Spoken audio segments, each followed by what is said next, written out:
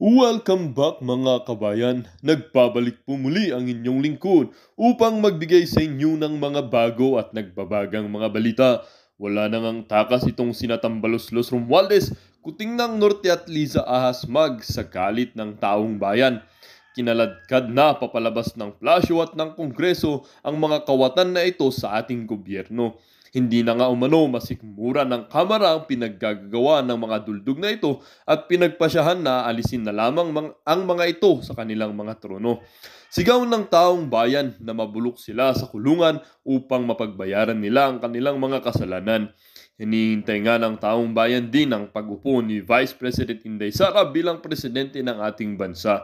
Sabi pa nga ng mga taong bayan na all-out support ang mga ito sa magiging administrasyon ni Vice President Inday Sara Duterte. Well, para nga sa buong impormasyon, panoorin ang buong video. At kung bago ka pa lamang sa aking channel, huwag kakalimutang mag-subscribe, pindutin ang notification bell at piliin ang all upang laging maging updated sa mga bago at nagbabagang mga balita. At sa mga solid viewers natin dyan, maraming salamat po sa patuloy na pagtangkilik sa ating channel. Ang isyung ito ay naging usap-usapin din sa mundo ng social media. Merong isang netizen na nagsabi, "Tama good kasi kahit sa pagsasalita niya noon sa Australia yung pagbabasa na hindi maintindihan ng mga taga-parliament." At sabi din naman ng isang netizen, "Sir, mag-drug test si BBM sa harap ng taong bayan. Si Dado magbantay kami makita namin ng totoong drug test." At sabi din naman ng isang netizen, "Bakit hindi ikaw ang magpa-drug test? Dami mo satsat dyan, idol. Basta kami, PBBM, loyalista. Tapos." Sa drug test kung hindi ka nagte-take. Pero kung nagte-take ka, masama yung drug test para sa'yo. That's why kami as an innocent person, innocent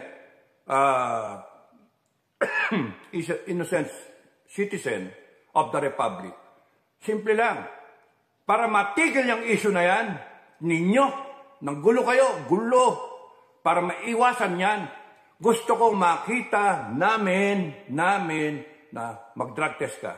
Ganun kasimple. Not later than March 31. Pagka hindi ka nagpa-drug test ng March 31, on or about March 31, guilty ka talaga dun sa allegation. Kaya nagsabi ngayon si ex-President Duterte nung sa Cebu rally na he doesn't see anything wrong with you. Well, para sa amin, nandoon yung nakadiin sa utak namin na baka meron kang drug use. Gusto kong makita namin, mapatunayan namin na wala. And para mawala yung issue na yon, pa-drug test ka, BBM. Presidente ka ng Pilipinas, binoto ka namin, gusto namin, patunayan mo na hindi ka nagdodroga. You subject yourself to a drug test March 31, on or before. May isang buwan ka, di ba? Hindi pinaghahandaan niya kung talagang inosente ka. Okay? So, pagka hindi ka nagpa-subject ng drug test, guilty ka. Wala nang babalikan niyo ko, kahit balikan niyo ko, kahit ikulong nyo, kulihin nyo ko, cancelin nyo yung mga SOCMED account. Wala, nandun pa rin yung tanong nandun pa rin yung doubt. Kaya nga ako tinutulungan kita, Ginoong BBM, tinutulungan kita na maklear yung doubt. Magpasubject ka ng drug test. Di kung gusto mong dayain mo. Sa iyo yun. Hindi mo naman maluloko Pilipino Okay. Ay, tapos nun, nandun na ako. I-touch ko na muna ito pang isa, gusto mong pagalitan itong mainstream media, no? At saka mga vlogger na rin. Mga animal kayo, kung kayo mag-report kayo na walang bias, di ba? That's the responsibility of an honest to goodness coverage ng mga issues. So nag-rally dito sa Cebu, nag-rally dito sa EDSA. Gago kayo, sasabihin nyo, nilangaw ito. Daming langaw sa Cebu. Nilangaw yung Cebu rally.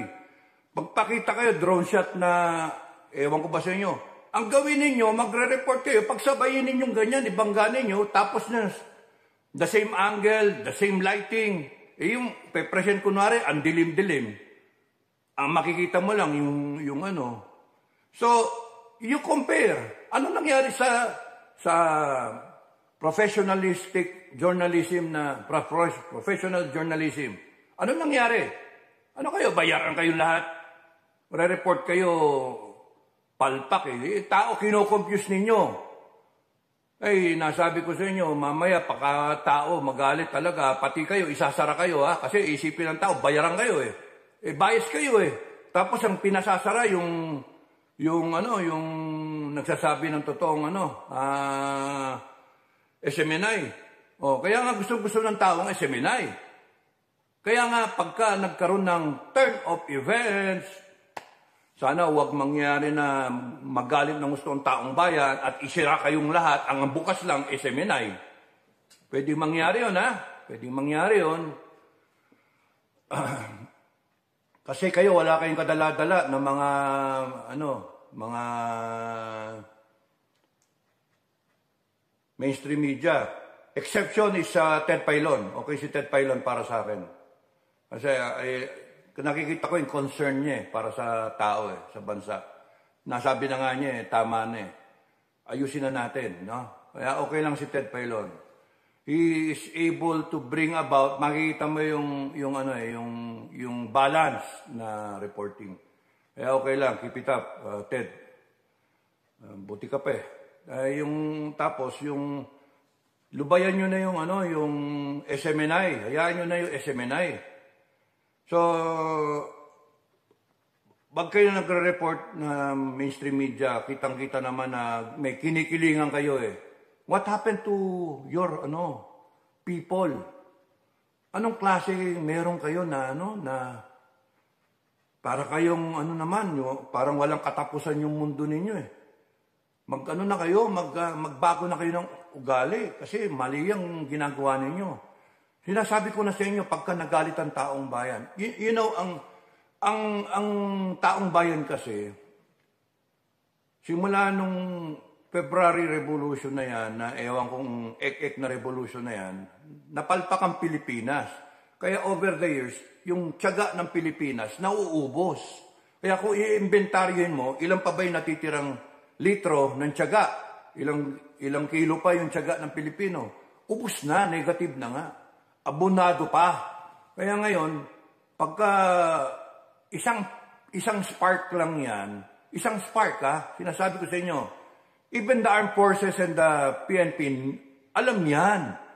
Yung intelligence community, alam yan. Kahit bobo, pinaka-bobo na intelligence officer, pare-parehas yung magiging estimate na puputok yan. It will explode. Isang igniter lang ang kailangan. Kaya yun ang napakadelikado. Ang question mark lang, what kind of revolution ang mangyayari? Is it the peaceful type? Is it the extermination type? Mga ganun ba? Paris Revolution, Chinese Revolution, lahat ng klase ng revolution. So, kung saan pupunta yung Pilipinas will depend kung gaano ka pika ang taong bayan. Yun. Pero doon talaga papunta Kaya hinay-hinay. So tama nga yung Cebu Rally, naghinay-hinay si FPRRD. Okay, so he was doing it intentionally because of a game plan. Number two, he was doing it because there was parang usapan that would benefit not himself. I want to be clear on that. Not because naduwag si Duterte, natakot sa ICC, natakot sa Malacanang. Not the type of person. Duterte, he stated, hindi siya magpapahuli ng buhay. Matapang yan tao, nakita nyo ng paano naging presidente, nakita nyo paano naging mayor over the years. He is the type na lumalaban. Kahit nga at his age na 80 na, lalaban talaga yun. So, he's not the type na nakipag-areglo kasi natakot siya. No. If ever, nakipag-areglo.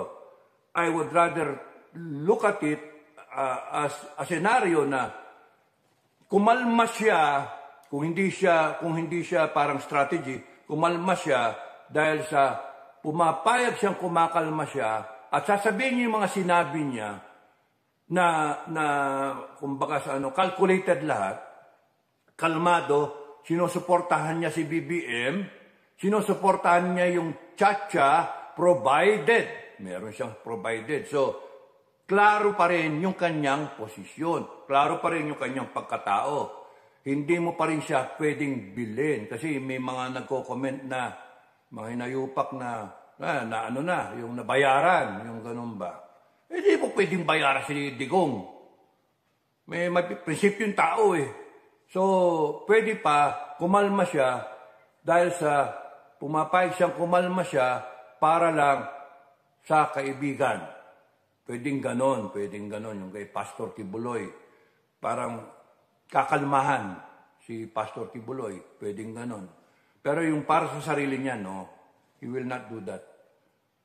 Or ginagawa niya para sa pamilya niya, no? Yung masyadong which is yung huli kong gustong kaya siya nagkalma para kay BP Sara, yun mas naniniwala ako. Para nagkalma siya para kay BP Sara. Paano ko explain? Kasi mula nung Davao at mula nung ever since he became the President of the Republic nung 6 years ago, and after that, siya ang pinakasikat na politiko, presidente ng Pilipinas. Mahal na mahal siya ng taong bayan. And dahil sa pagkamahal na yan, nandun yung tanong ba, ano yung pinanalo ni Sara as VP, 32 million votes? Mahirap himayin yung utak ng tao na kaya nanalo yung VP Sara for her own right because she is the mayor ng pangalawang term, magpapangalawang term, magpapangatlo, gusto niya kumpletuhin. So, compared to a Duterte na naka-full term at ikot-ikot pa and then kung saan pa, a full so many years of service. So, kumbaga sa tinapay, luton-luto si Digong. Si Sara, upcoming, new kid on the block, pero magandang showing. Namumuntal, talo pa si Digong. Okay, so, si Sara nanalo, nandun yung question mark, dahil sa is she a Duterte or on her own right na magaling siya. At nakikita rin ng tao, eto, okay tayo dito. Tinayaan siya ng tao. Now, ang hirap kung dalawa yung Duterte. Mahirap yung dalawang Duterte, 3, 4. Lalo na ngayon, ex-President Duterte and a Vice Sara Duterte. So hindi mo, parang, ako, ewan ko, yun ang tingin ko, parang nag-hands off siya. Kasi may mga nagsasabi na siya bumalik sa pwesto. Ayaw naman ng tao kasi nagpresidente na siya, ba't niya hahangarin na maging presidente. Yung kay Sara naman, bakit siya magaganyan, lalabanan niya? Lalabas siya interesado sa pagka-presidente. Ayaw nga niya. Pwede nga niya hintayin hanggang 2028. Ang problema lang, ganun lang yan. Pagka hinintay mo hanggang 2028, ano matira sa Pilipinas? Ano ang mangyari sa atin? So, ganun-ganun lang. Pinapanood lang, nagmamasid. No? Na tama-tama habang nagmamasid ka, nagka-clock in ng pangalawang taon, 4 months to go, 2 taon na si BBM. 4 years to go sa kanyang term. Okay? So, si Sara, out of delicadeza, no? That's how I wanna call it. Delicadeza, ayaw niyang siya ang magiging ano tawag dito, yung mangunguna.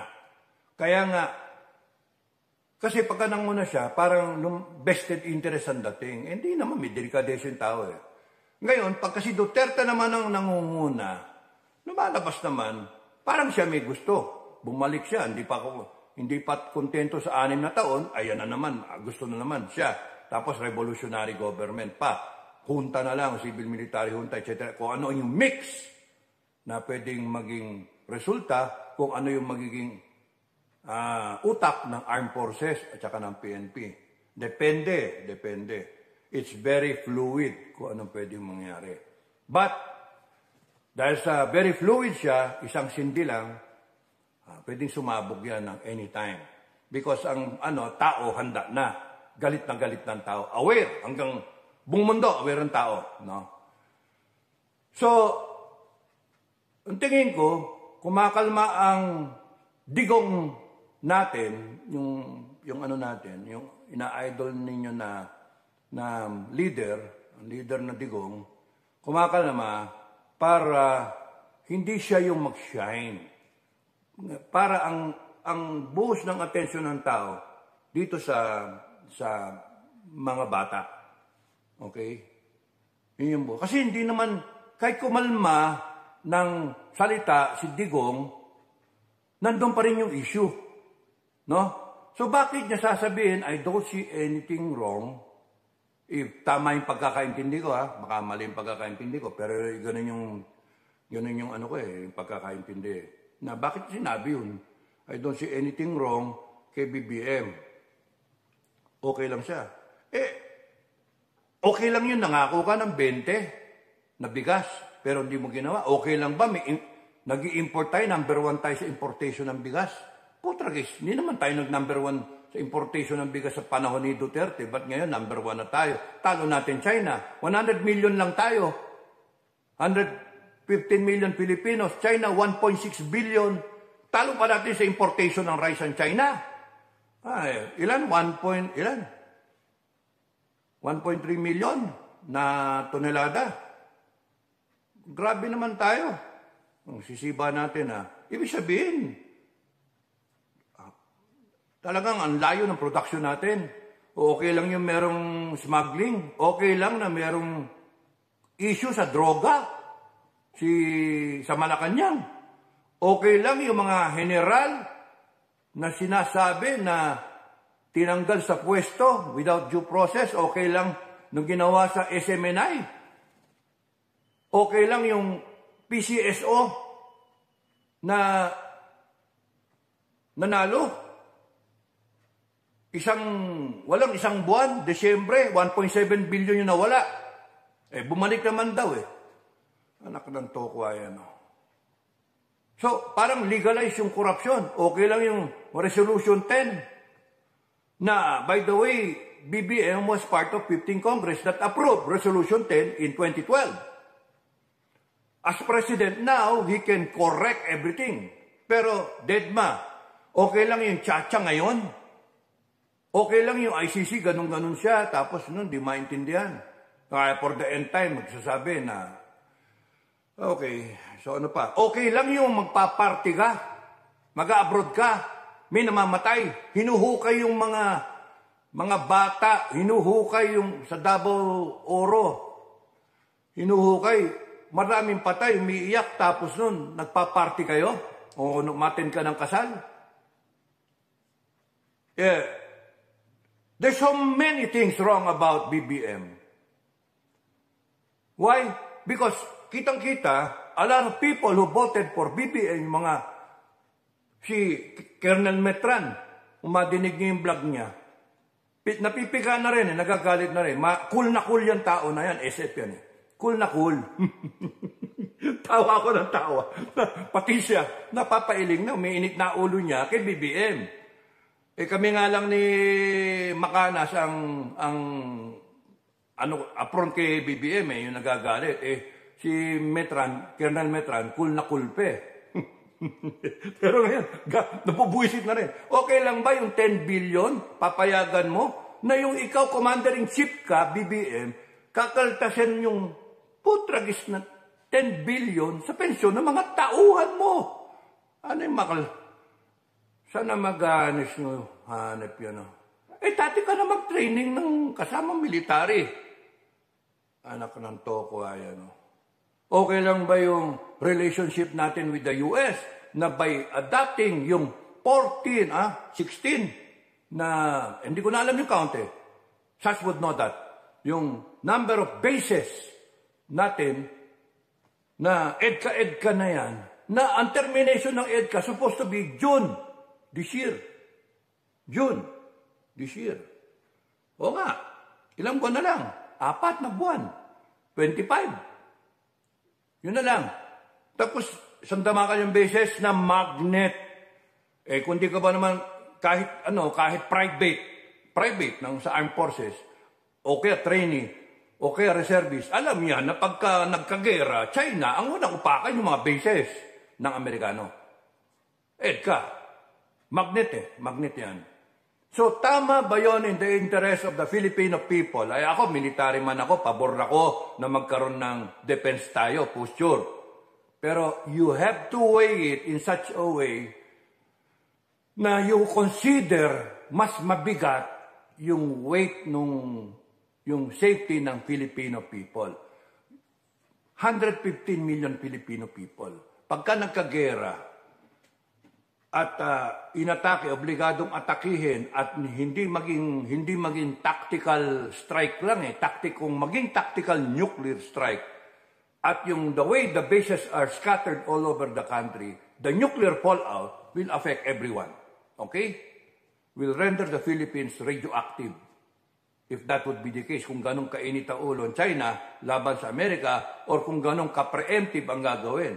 Because this time, it will not be a Pearl Harbor na isa lang ang layo-layo, pupunta ng aircraft carrier. No. Ang pagkakaiba ng technology nung araw, noong 1941, when it started, 1941 ba, 1942, ng Pearl Harbor na yan, puntahan mo. Ngayon from China, pwede nang upaan ng US mainland. Nandiyan pa Russia, nandiyan pa Korea, nandiyan pa yung, Iran, kung merong capability. Bala Israel doon.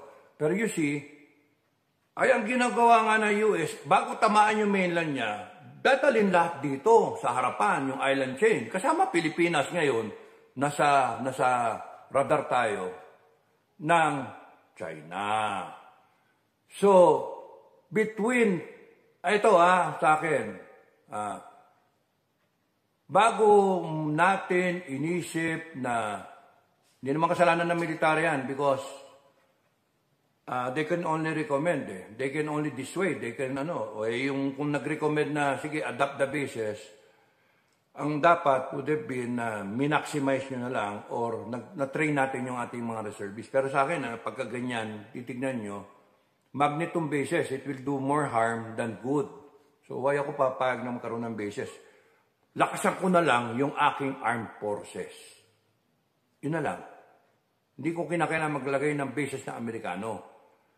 Pwedeng bases ng Pilipino. And then, manned ng Pilipino. And then, rocket, missile, radar, FF ng mga Pilipino. F-35, F-22, F-16, F-18, etc. etc. So, meron pa tayong main battle tank sa mga shorelines natin, etc. Kompleto nyo, may submarine tayo. Tatak Pilipino. Mas maganda yun, di ba? Nagkaroon ng industries dito ginawa. Kesa ngayon, meron kang 16, 18 na magnet o 10 ek na military bases, magnet yan talaga. Siyempre, kung kayo iisipin ninyo, nakatingin kayo lahat ng norte, baka hindi nyo iniisip na pwedeng umikot, ayan ang norte, itong Taiwan, ito ang Batanes, itong Pilipinas, Palawan, West Philippine Sea, dito yung Benham Rice, Philippine Rice. So, pwedeng umikot dito ang China. Dito tayo sundutin sa ilalim. Quezon. Pakakapasok nga sila kasi wala naman tayong capability na ma-detect So, pwedeng kahit sandama yung depensa dyan, pwedeng ikitan dito sa ilalim. Kung it's gonna be a land invasion. No? Kung push button, sandali lang yan, tapos yung bases. Now, it's gonna be, isa tactical nuclear strike, yari tayo. Okay, so balik na tayo. Maraming problema Pilipinas. Yun ang sinasabi ko. BBM, maraming problema. So, tanungin nyo na lang si FPRRD why he said that. Marami naman siguro magkakaroon ng opportunity, tanungin siya. Yung mga close sa kanya, pwedeng tanungin yon. Ang basta sa akin, ayoko nang dagdagan na na kung sinabi niya no? So sinabi niya. So yung una, Mindanao, sinabi niyang bangag. Sinabi niya daming problema, daming ano. Kaya nga nadagdagan yung pananaw ng tao na negative kay BBM. So ngayon, pagkadinig ko sa Cebu is kumalma. So parang question mark, ano yun? So you have to read. Okay, kaya nga kung sinasabi ko, yun yung tatlo. Number one, strategy nga niya, yun yung karamihan na sinasabi ng iba, at meron pang yung audience, iba yung setting. So pinili yung audience na iba yung pagkakadeliver. Hindi palaban ng gusto. Pero we're talking of national issues na eh. We're talking of national issues. Yung bigas na 50, 60, national issue na yun. Lahat tayo kumakain ng kanin. Yung tsa-tsa is a national issue. Kaya nga, yung droga, national issue. Laganap ang droga na all over the country. Kaya nga, wala na sa region. Wala nang, Davao, Cebu, Luzon. Hindi, national to. Kaya kaysa ka mag-rally, it's a national thing na nagkaiba lang yung venue, pero everybody's concerned, even the OFWs are concerned of what the country has gotten into. Yun. Number one ka nga na importer ng bigas. So, yung mas naniniwala ko yung pangatlo. Kumalma siya, pumreno. Bawas gasolina sa accelerator. Bawas gasolina para ang mag-shine at yung tao makita hindi siya, kundi yung anak niya, si BP Sara. Kasi hindi naman hinalal si FPRRD. Hinalal siya 2016. Nag-serve siya ng full term, ang ganda ng performance niya. Nagka-COVID pa tayo.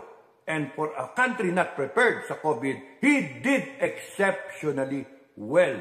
Ako na nagsasabi, nuclear, biochemical, defense, from Hawaii. Ako na nagsasabi, he did very well. Okay? So, kapag awayin pa natin yung COVID na yan talaga naman maganda yung pagkakagawa. Marami ako mga-comment din sa Facebook ko, pero ano magagawa mo? Wala naman training yung mga tao. Ay, mga nakalagay ng mga official, mga kabagang ko, they did well. Kino-call out ko naman yung mga mali noon, yung mga barrier, yung mga barrier.